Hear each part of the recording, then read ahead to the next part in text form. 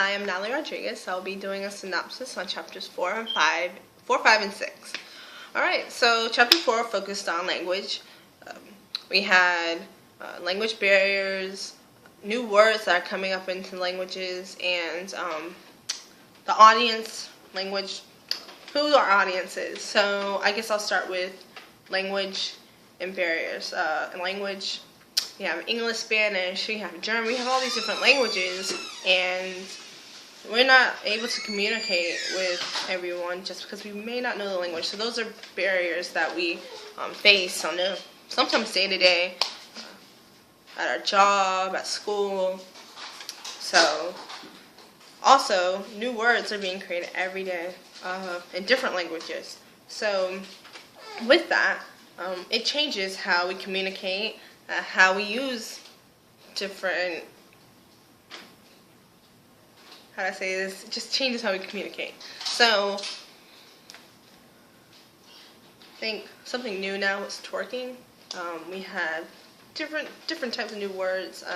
Trying to think of new words in today's society, but that's just one way.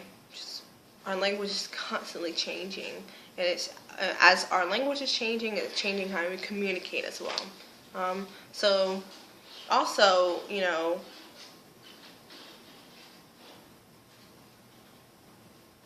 language is just it's big, it's large, and with language we have to really think about who our audience is. So as I'm speaking to someone at my house, I'm gonna may say y'all or you guys, or I won't say these things to my peers or my professors. I'm gonna change my language. I'm gonna be more professional.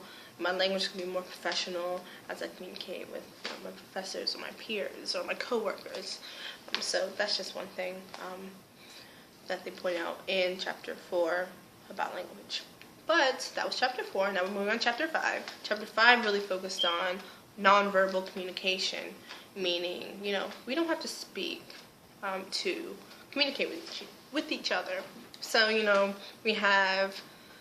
we can be speaking through our facial expressions. When you watch basketball or football, you see the coach is really angry on the field. Why do we know he's angry? We can't hear him. We see his face. So that's how we communicate. That's one way of communication. If I don't want my daughter to touch something, I'm gonna give her a look. Don't touch it.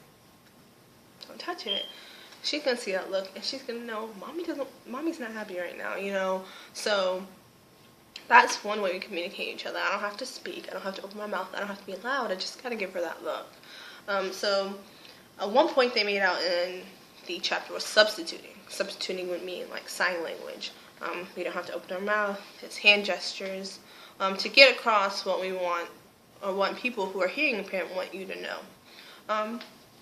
Also, we have appearance. So if I go to work with a suit, people are more likely to listen to me versus going to work in a tee and shorts in a professional setting. No one's going to want to listen to me. The way you present yourself is one way communicating with people, or how you are as a person, or how sometimes how professional you are. Sometimes it's not always accurate. You may see someone, it's always never judged by a book by its cover, but people can take you more seriously if you're more presentable. So those are nonverbal ways of communicating. That was chapter 5.